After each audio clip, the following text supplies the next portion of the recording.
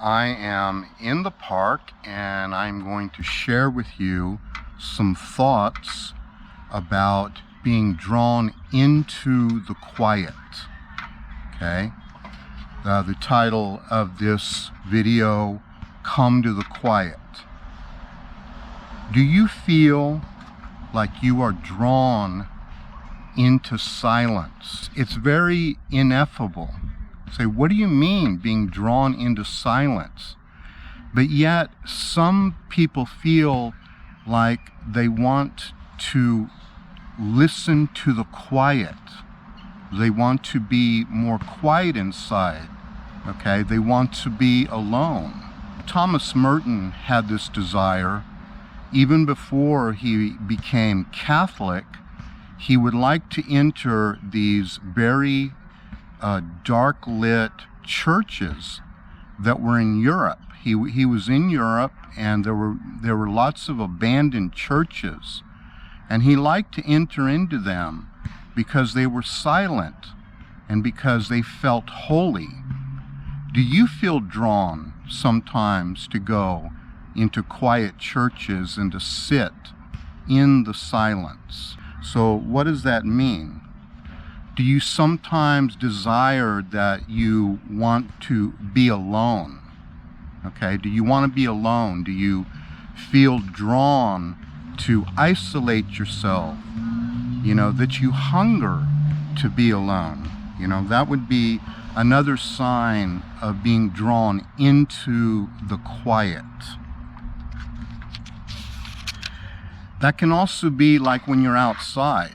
Well, here I'm really not that alone, but I am out in the nature, and sometimes like being on the seashore, looking out at the expanse of the ocean that goes on forever, glancing up at a beautiful sky. Sometimes the sky gets colored, doesn't it?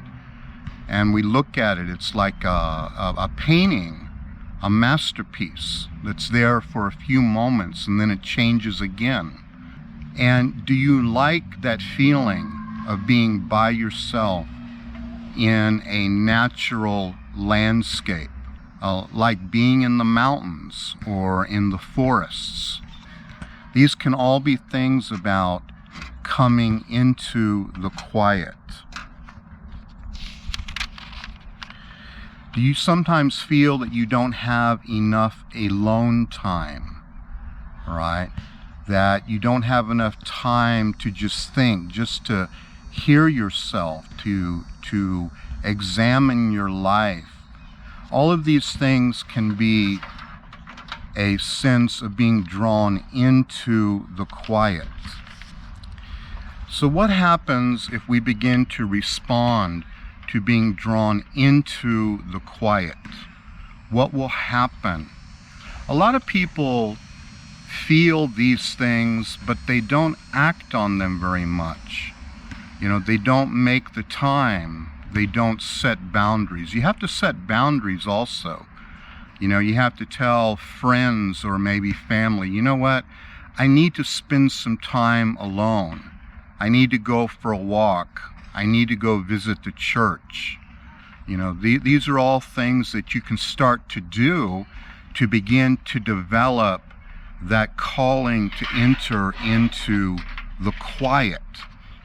What happens when you respond to the call of the quiet?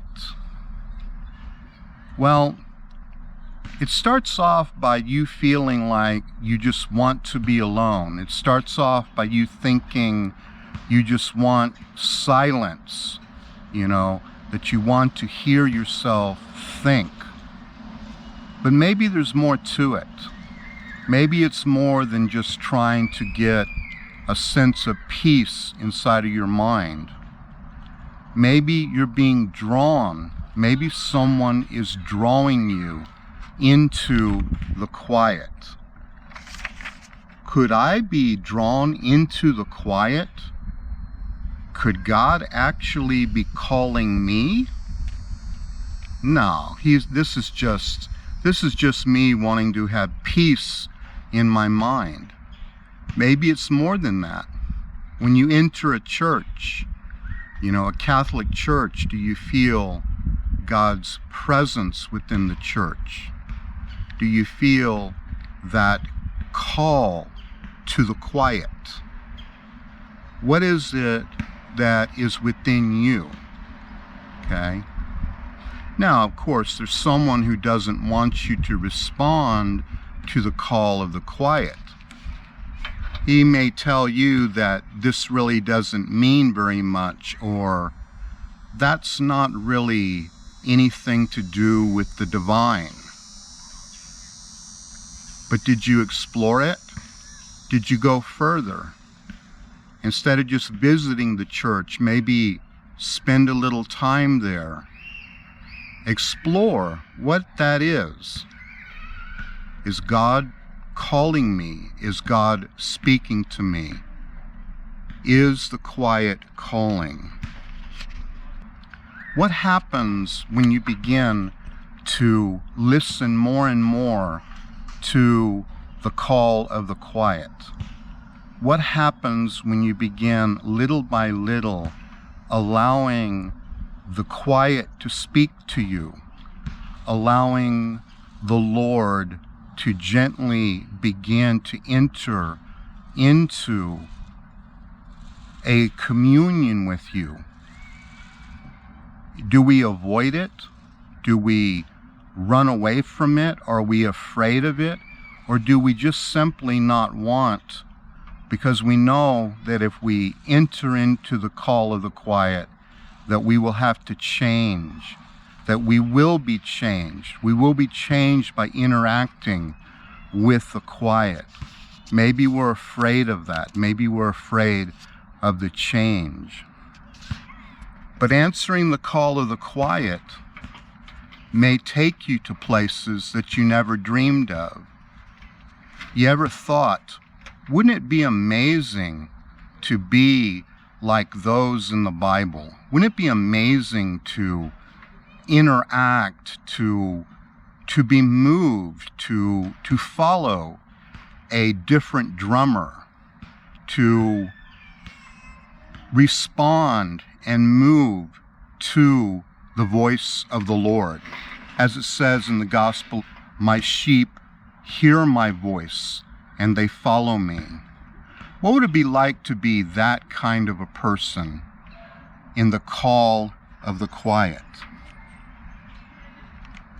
It is God who calls in the quiet. He calls to us. He wants us to respond to Him. Are we going to spend the time? Are we going to begin to seek? Are we going to try to learn what it means to respond to the call of the quiet? It says in the first letter of John, it is not that we have loved Him, but that He has loved us. It is not that you want quiet in your life. Rather, it is the quiet that is calling you. Are you going to listen to the call of the quiet? He wants to speak. How does He speak? He speaks very quietly. He speaks gently.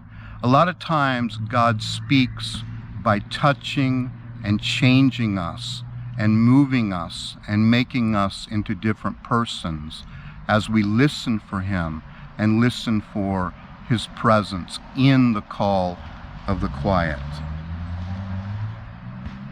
The Lord is looking. He's looking. Many are called and few are chosen. Many experience that feeling of wanting to be alone in the quiet. Very few respond. Kind of like the little prophet when he heard his voice called out and he needed to say, "Here I am, Lord." How do you say, "Here I am, Lord," when you are experiencing the call of the quiet? Are you going to spend time in prayer? Are you going to seek the Lord? Are you going to plumb the depths of the call of the quiet. So, again, I ask you, are you going to come to the quiet? This is Legatus Legionis. Thank you for listening to me. I'm saying a prayer for you. You say a prayer for me. I will talk to you later.